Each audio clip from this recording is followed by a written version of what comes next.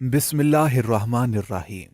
اماں نہ ہی مجھے کبھی بال کھولنے دیتی اور نہ ہی کبھی میک اپ کرنے دیتی تھیں، اور جب بھی مجھے باہر نکالتی تو کپڑے سے میرا سر ڈھانپ دیتی تاکہ کسی بھی مرد کی نظر مجھ پر نہ پڑے۔ یوں اماں نے میری شادی والے دن بھی مجھے میک اپ نہ کرنے دیا اور سختی سے منع کیا کہ بالوں کو بھی ہرگز نہیں کھولنا۔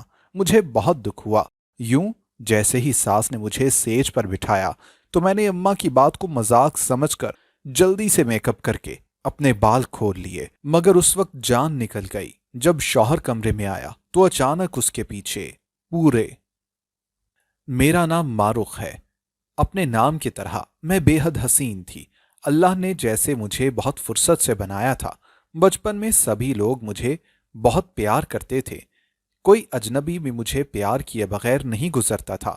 پورے خاندان میں میرے جیسی لڑکی نہیں تھی جو اتنی حسین ہو۔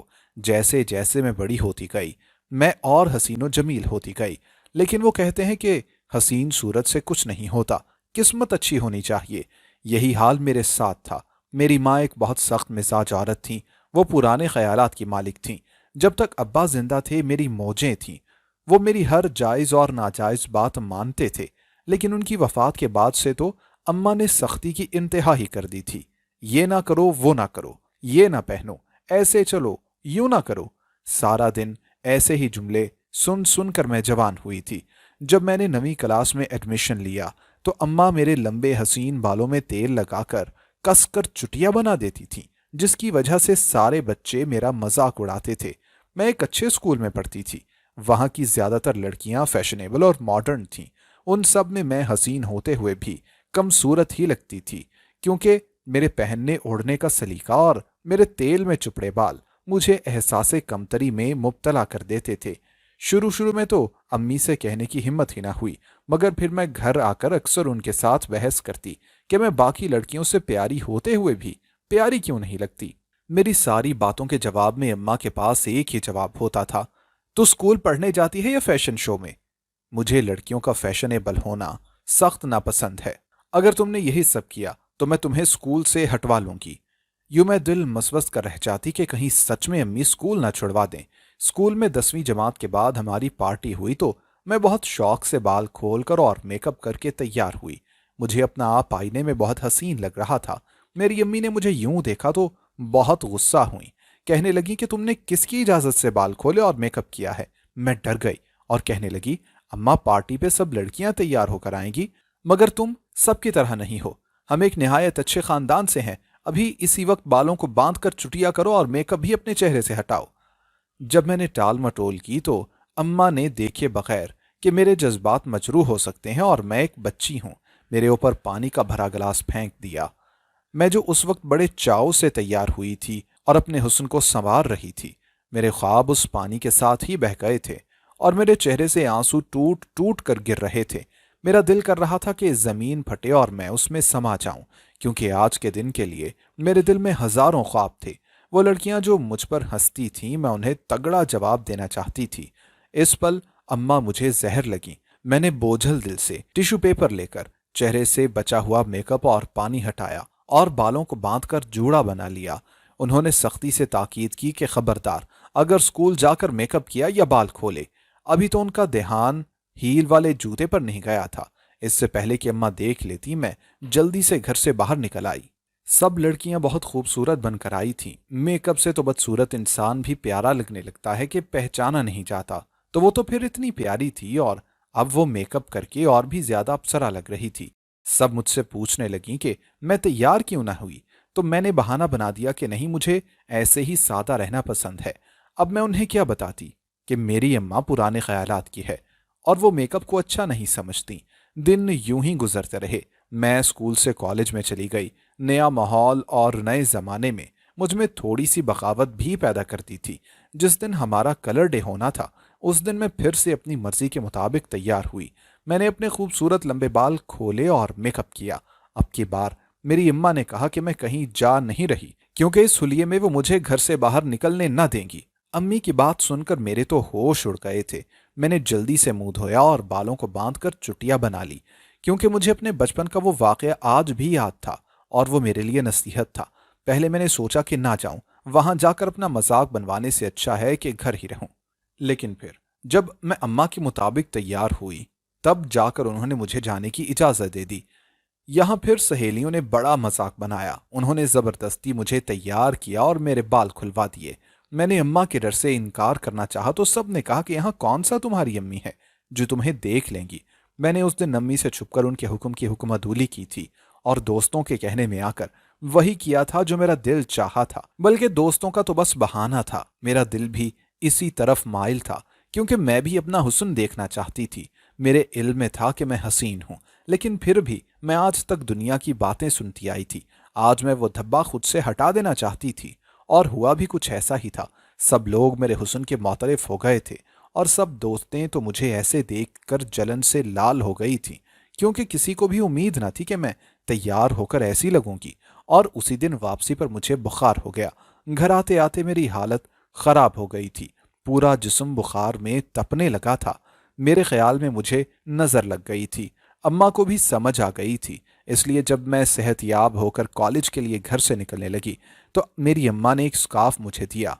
میں نے حیرانی سے پوچھا کہ میں اس کا کیا کروں گی، تو کہنے لگی کہ آج کے بعد تمہارے بال کھلے نظر نہ آئیں، نہ گھر میں نہ باہر۔ اب میں جہاں بھی جاتی تھی سر ڈھام کر جاتی تھی، مجھے میک اپ کے نام پر لپسٹک بہت پسند تھی۔ میں اماں کے ترلے کرتی تھی کہ باہر نہیں تو گھر میں تو شوق پورا کرنے دیا کریں، مگر وہ اپنے نظریات بدلنے کو بالکل بھی تیار نہ تھیں۔ انہیں اپنی روایات اور پرانے خیالات اپنی اولاد سے زیادہ عزیز تھے۔ جب بھی میں گھر سے باہر نکلتی میرے سر پر حجاب ہوتا تھا اور میں سر اور بال ڈھام کر باہر نکلتی تھی۔ مجھے یہ سب کرنا بالکل اچھا نہ لگتا تھا، مگر میری مجبوری تھی، اماں کی بات ماننا بھی تو تھی، ورنہ وہ حال برا کر دیتی۔ اب تو جیسے جیسے میں بڑی ہوتی جا رہی تھی، اماں تو مجھے ایک آدھا تھپڑ لگانے سے بھی گریز نہ کرتی تھیں۔ جب میں چھوٹی تھی تب مجھے لگتا تھا کہ میں جب بڑی ہو جاؤں گی تو اماں کی یہ باتیں سب پرانی ہو جائیں گی اور وہ بھی اپنے نظریات بدل لیں گی، یا پھر کم از کم میرے بڑے ہونے کا ہی لحاظ کر لیں گی۔ لیکن یہ بھی میری خام خیالی ہی ثابت ہوئی تھی کہ اماں نے مجھے بڑے ہونے کے بعد بھی نہیں بخشا تھا۔ میں اب احساس کمتری کا شکار ہوتی جا رہی تھی۔ مجھے سمجھ نہیں آتا تھا کہ اماں کو ایسا کیا مسئلہ ہے جو کسی اور کو نہیں ہے۔ میرے خاندان میں اور بھی لڑکیاں تھیں، کئی تو میری اپنی خالہ کی بیٹیاں تھیں، تو ایسی کون سی پرورش اور روایات تھیں جو اماں کے خون میں تھیں لیکن خالہ میں نہیں۔ میں اب مزید انوکھی سی کشمکش میں رہنے لگی تھی، ہر وقت پریشان رہتی تھی، کچھ سمجھ نہیں آتا تھا کہ کیا کروں۔ جیسے جیسے میں جوان ہو رہی تھی مجھے اپنی اس خوبصورتی اور حسن سے شدید نفرت ہوتی جا رہی تھی۔ میں چاہتی تھی کہ کاش میں اپنا منہ ہی خراب کر لوں یا پھر ایسا کچھ کر لوں کہ میں بدصورت ہو جاؤں۔ لوگ مجھے ایسے رشک کی نگاہ سے دیکھتے تھے کیونکہ انہیں لگتا تھا کہ میری زندگی بہت آسان ہے۔ مجھے اکثر لڑکیاں یہ کہتی تھیں کہ تمہیں زندگی میں کون سا کوئی مسئلہ ہو سکتا ہے، تم تو اتنی حسین ہو، جس بھی لڑکے کو اشارہ کرو گی وہ دوڑا چلا آئے گا اور جس سے بھی شادی کی خواہش کرو گی پوری ہو جائے گی، کیونکہ آج کل لڑکے حسین و جمیل لڑکیاں تلاش کرتے ہیں، وہ تم ہی تو ہو، کوئی تم سے بھی زیادہ پیارا آخر کیسے ہو سکتا ہے۔ لیکن میں ان لڑکیوں کو کبھی کبھی یہ نہیں بتا پاتی تھی کہ میری زندگی ویسی بالکل بھی نہیں ہے جیسی نظر آتی ہے۔ میں ایک احساس کمتری کا شکار لڑکی بن چکی ہوں جس کا دل کینہ اور حسد سے اس کی ماں کی ہی بدولت بھر گیا ہے۔ میں چاہتی تھی کہ اور کچھ نہ ہو تو کم از کم امی مجھے کوئی صحیح وجہ ہی بتا دیں کہ میں سکارف کیوں لوں۔ وہ اپنی اس بیجا سختی کی وجہ سے مجھے دور کر رہی تھیں۔ اگر وہ یہی بات مجھے اسلام کی روح سے بتاتی اور سمجھاتی تو شاید میرے دل میں شکووں کی بجائے اطمینان ہوتا، اور اب جو کچھ بھی کیا مجبوری میں کیا۔ تب میں وہ دل سے کرتی تو اللہ بھی راضی ہوتا اور مجھے ثواب بھی ہوتا، لیکن اب میں یہ پردہ اپنی خوشی سے نہیں کر رہی تھی۔ مجھے میرا سکارف میری کمزوری لگتا تھا اور ایسا لگتا تھا کہ جیسے اس سکارف نے مجھے قید کر لیا ہو اور میری زندگی کو اور میری آزادی کو گرہن لگا دیا ہو۔ میری زندگی ایسی ہو رہی تھی کہ میں خود سے ہی بیزار ہو چکی تھی۔ میں کئی کئی گھنٹے خود کو آئینے میں دیکھتی اور سوچتی کہ کاش ماں رخ تمہارا یہ حسن دنیا دیکھ لے تو تمہاری دیوانی ہو جائے، تب سب کو پتہ لگے کہ ایسی شاہکار حسین پری دنیا میں بھی ہے۔ میں خود کو جب بھی شیشے میں دیکھتی مجھے یہ لگتا تھا کہ میرا حسن ضائع ہو رہا ہے، لیکن میری خود کو دیکھنے کی حسرت کبھی پوری نہ ہو پاتی تھی، کیونکہ اماں اگر مجھے غلطی سے بھی شیشے کے سامنے دیکھ لیتی تو ہزاروں باتیں سنانے لگتی اور کہتی کہ پتہ نہیں تم کس پر چلی گئی ہو، تمہاری ایسی تربیت تو میں نے ہرگز نہ کی تھی اور نہ ہی میری تربیت نے تمہیں خود فریبی سکھائی تھی، لیکن میں بس اماں کی سلواتیں سنتی رہ جاتی۔ میں کبھی بھی اسے یہ نہ کہہ پائی تھی کہ اماں وہ تم ہو جس نے مجھے اس خود فریبی کے مرض میں مبتلا کیا ہے۔ اگر تم مجھے ایسے سات پردوں میں چھپا کر نہ رکھتی تو شاید مجھے خود کو پہچاننے اور اپنی کم قدری کا دکھ نہ ہوتا، لیکن میں اماں کو کبھی بھی یہ سب نہ کہہ پائی تھی۔ البتہ میں ابا سے اس بات کا تذکرہ کرتی رہتی تھی اور انہیں اچھے سے معلوم تھا کہ مجھے اماں سے کتنی شکایتیں تھیں۔ میں ابا سے کچھ چھپا نہ سکتی تھی کیونکہ وہ اس بھرے جہان میں میری اکلوتی سہیلی تھے۔ انہیں سب پتا تھا اور وہ مجھے سمجھتے بھی تھے۔ میری اسکول میں جتنی بھی سہیلیاں بنی تھیں وہ مجھے دادی اماں کہتی تھیں۔ اماں سے نفرت کی ایک وجہ وہ بھی تھی کیونکہ ان کی وجہ سے ہی تو مجھے یہ لگتا تھا کہ میں دنیا سے بہت پیچھے رہ گئی ہوں اور دنیا مجھے چھوڑ کر آگے بڑھ گئی ہے۔ میری جتنی بھی کزنز تھیں وہ سب اماں کی عادت سے واقف تھیں، لیکن مجھے حیرت تو تب ہوتی تھی کہ جب وہ بھی میرا مذاق اڑاتی تھیں۔ انہیں تو چاہیے تھا کہ وہ اماں کو ان کے زمانے کے بارے میں بتائیں کہ دنیا کیسے آگے بڑھ رہی ہے، لیکن وہ لوگ الٹا میرے لیے مسائل بڑھا رہے تھے۔ اور ایسے ہی مسائل کا شکار ہو کر میں نے اپنی زندگی میں کئی غلط فیصلے بھی کیے تھے جن پر مجھے آج بھی افسوس ہے اور میں شرمندہ ہوں۔ میں جس نے کبھی بھی کسی مرد کی التفاتی نگاہ خود پر محسوس نہیں کی تھی، اس نے جب تک ایک مرد کو خود کی طرف ستائش سے دیکھتے پایا تو آسمانوں میں اڑنے لگی۔ وہ پہلا مرد تھا جو بقول اس کے میرے حسن کے جال میں ڈوب گیا تھا، جسے میری کالی زلفوں نے اپنا اسیر بنا لیا تھا اور میری آنکھوں کے گہرے جال میں وہ پھنس گیا تھا۔ وہ ایک پلمبر تھا اور ہمارے گھر میں اوپر والا پورشن بن رہا تھا۔ وہ اس کی تعمیر کے سلسلے میں یہاں آیا تھا۔ اب میں اس کے لیے بہت محنت سے اچھے اچھے کھانے بناتی اور چائے بھی، تاکہ اسے کسی قسم کی کمی محسوس نہ ہو۔ وہ جب تک کام کرتا رہتا میں بھی ارد گرد منڈلاتی رہتی اور وہ مجھے ہنس کر دیکھتا رہتا۔ اس کے اتنا پیچھے پھرنے کا مجھے بس اتنا سا صلہ ملتا تھا کہ وہ جاتے جاتے مجھے تعریف میں کچھ جملے دے جاتا تھا۔ میں جو احساس کمتری میں ڈوبی ہوئی لڑکی تھی، اس کے لیے یہ بھی بہت تھا اور یہ کوئی پریوں کی دنیا تھی۔ لیکن جلد ہی اس دنیا کا بھی سدباب ہو گیا۔ ہوا کچھ یوں کہ راشد ایک دن فون پر کسی سے بات کر رہا تھا۔ میں جو خود کو خیالوں میں اس کی محبوبہ سمجھ بیٹھی تھی، چپکے سے اسے سرپرائز دینے گئی تو اس کی باتیں سن کر میرے بڑھتے قدم رک گئے تھے۔ وہ فون پر کسی سے کہہ رہا تھا کہ تم بس امی اور بچوں کا خیال رکھو، میں یہاں ٹھیک ہوں اور اچھا کما رہا ہوں، بس گھر میں کام کر رہا ہوں۔ ان کی بیٹی بہت اچھی ہے، وہ میری بہن بن گئی ہے اور میرا بہت خیال کرتی ہے، تم فکر نہ کرو۔ میں تو اپنے لیے لفظ بہن سن کر چپ ہی رہ گئی تھی۔ میں وہاں سے چپکے سے چلی آئی اور اپنے کمرے میں گم گئی، اور ایک دو دن کے بعد ہی راشد کا بھوت بھی اتر چکا تھا، کیونکہ مجھے علم ہو گیا تھا کہ مجھ سے بس اس کا فائدہ ہی جڑا ہے۔ بس میں نے سوچ لیا تھا کہ اب میں اپنے شوہر کے ساتھ ہی اپنے سارے خواب پورے کروں گی اور اپنی خواہشات بھی، لیکن میں یہاں بھی غلط ثابت ہوئی تھی۔ اماں نے میرے لیے ایک بہترین لڑکا پسند کیا تھا۔ وہ پیارا تھا اور بہت ہی پیارا تھا، راشد سے بھی اچھا۔ اس کا کام بھی بہت اچھا تھا اور دیکھنے میں بھی اچھا خاصا دیندار لگ رہا تھا۔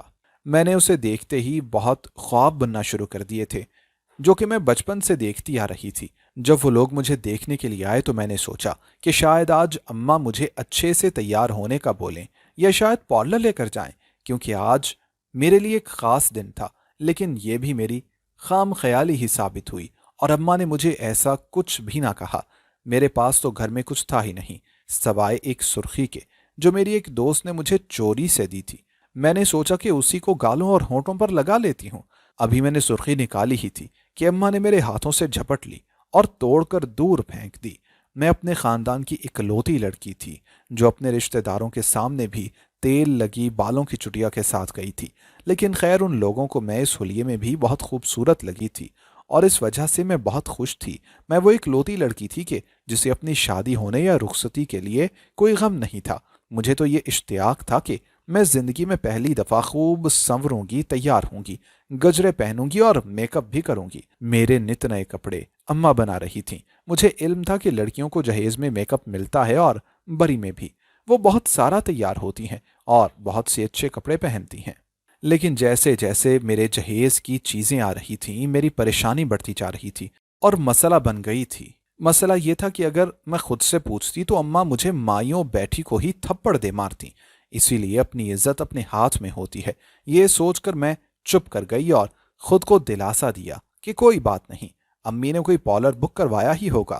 لیکن میری رہی سہی خوش فہمیاں میری شادی کے دن رفو چکر ہو گئی تھیں اور میرے خوابوں کے محل کو ایک لمحے میں آگ لگ گئی تھی۔ جب بارات آئی اور اماں نے مجھے لال جوڑا لا کر دیا، میں سب کے آگے منتظر تھی کہ اماں نے مجھے کہا کہ ابھی پہن لو، کس بات کی منتظر ہو؟ میں نے ہلکے دل سے جوڑا پہن لیا اور پھر اماں نے مجھے گھونگھٹ اوڑھا دیا اور سٹیج پر بٹھا دیا۔ مجھے اس وقت اتنا برا محسوس ہو رہا تھا کیونکہ میری امی نے میرے نکاح کے دن کو بھی میرے لیے خاص نہیں رہنے دیا تھا۔ میں بس گھونگھٹ کے نیچے روتی رہی اور ساتھ کے ساتھ چپ بیٹھی رہی، اور جب ہم لوگ گھر گئے تو میں نے سوچا کہ اب میں آزاد ہوں، کوئی مجھے روکنے والا نہیں ہے۔ اس لیے میں نے کمرے میں میک اپ ڈھونڈنے کی کوشش کی، لیکن مجھے سخت حیرت ہوئی کیونکہ میں ایک نئی نویلی دلہن تھی۔ میرے کمرے میں سب کچھ ہونا لازمی تھا۔ میں نے غصے کو روکا اور اپنی نند کو آواز دی اور کہا کہ مجھے سنورنے کے لیے کچھ سامان دو، لیکن اس نے آگے سے جو کہا وہ سن کر میرے پیروں تلے سے زمین ہی نکل گئی تھی۔ اس نے بولا کہ سعد بھائی نے کہا ہے کہ آپ کو کسی بھی قسم کا میک اپ نہیں دینا۔ مجھے رونا آیا تھا کہ پہلے ماں ویسی تھی اور اب شوہر بھی ویسا ہی ہے، لیکن میں نے نند سے کہا کہ کوئی بات نہیں، میں انہیں سمجھا دوں گی، اور پھر میں نے اپنی اس فضول سی نند کی ڈھیروں منتیں کی اور پھر اس سے میک اپ کا کچھ سامان لینے میں کامیاب ہو ہی گئی تھی۔ اب جیسے ہی میرے ہاتھ میں قارون کا خزانہ لگ گیا تھا، میں نے جلدی سے اپنے بال کھولے اور ایک اچھا سا ہیئر سٹائل بنا لیا جو کہ میرے لمبے گھنے بالوں پر جچ رہا تھا۔ اس کے بعد اپنے آپ کو ہلکا ہلکا میک اپ کیا تھا۔ میں نے یہ سب اپنی سہیلیوں سے ہی سیکھا تھا اور آج خود پر فخر ہو رہا تھا کہ میں اتنا کچھ بنا سہولیات کے ہی دیکھ گئی۔ میں سوچ رہی تھی کہ آج اگر میرا شوہر اس طرح مجھے دیکھے گا تو چاروں شانے چت ہو جائے گا اور پھر وہ مجھے سجا سنورا دیکھنے سے بھی باز نہ آئے گا اور پھر خود مجھ سے کہے گا کہ بیگم روز تیار ہوا کرو۔ میں اب بہت خوش تھی اور میں نے خوابوں کی سیج سجا لی تھی۔ میرے خوابوں کا محل اتنا بڑا تھا کہ میں خود بھی اس سے چھوٹی نظر آ رہی تھی۔ مجھے اب یہ دنیا بھی اچھی لگ رہی تھی اور خود کو شیشے میں ایسے دیکھ کر مجھے اماں کی ہار محسوس ہو رہی تھی کہ وہ 22 سال تک مجھے ایک ذرا سا بھی رنگ لگانے سے روکتی رہی تھی، لیکن آج میں نے سب فتح کر لیا تھا اور وہ کچھ بھی نہ کر سکی تھی۔ میں اپنی ہی جیت کے نشے میں چور تھی جب دروازے پر دستک ہوئی۔ اس کا مطلب تھا کہ سعد اندر آ رہے تھے۔ میں بھی چہرے پر گھونگھٹ ڈال کر بیٹھ گئی اور ایک ادا سے مسکرا رہی تھی۔ میں دیکھنا چاہتی تھی کہ سعد مجھے ایسے حسین دیکھ کر بہت خوش ہوں گے، کیونکہ مجھے یہ لگ رہا تھا کہ اماں نے انہیں یہ کہا ہے کہ اسے ایسے کبھی بھی تیار نہ ہونے دینا، لیکن میرے جیسا حسن دیکھ کر کون کافر رد کرتا۔ سعد میرے پاس بیٹھے، سلام کے بعد اچھی اچھی باتیں کرنے لگے اور کہا کہ مجھے آپ کی سادگی اور معصومیت دل کو بھا گئی تھی، جو کہ آپ عام لڑکیوں کی طرح نہیں ہیں۔ آپ ان سے پیاری ہیں، لیکن آپ کا حسن بالکل چھپا ہوا ہے۔ مجھے تو فخر ہے کہ میں نے اپنی زوجہ کے روپ میں آپ کو چنا۔ سعد کی یہ باتیں سن کر میں پانی پانی ہو گئی تھی، اور پھر انہوں نے جب میرا گھونگھٹ اٹھایا تو ان کے چہرے کا رنگ اڑ گیا اور ساتھ ہی میرے ساتھ جو ہوا وہ بھی بیان سے باہر ہے۔ ایک دم مجھے ایسے لگ رہا تھا کہ جیسے میرے شوہر کے 20 چہرے ہیں۔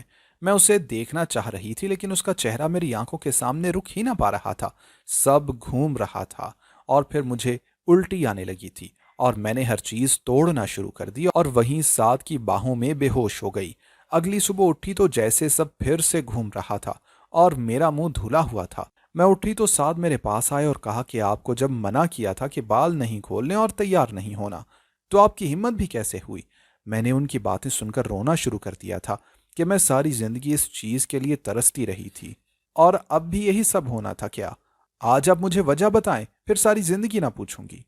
اس بات پر سعد نے لمبا سانس لیا اور بتانا شروع کیا کہ تم جب چھوٹی تھیں تو بہت حسین تھیں، تب تمہیں تمہاری پھپھو ایک مزار پر دھوکے سے لے گئی تھی کیونکہ تم بہت پیاری تھی اور وہ جلتی تھی تم سے، اس لیے اس نے تم پر کالا جادو کروا دیا تھا، اور جادو یہ کہ جب بھی تم تیار ہوگی اور بال کھولو گی ایک جن تم پر وارد ہو جائے گا، اور یہ تب تک ہوگا جب تک تمہارے ہاں ایک بچہ نہیں ہو جاتا۔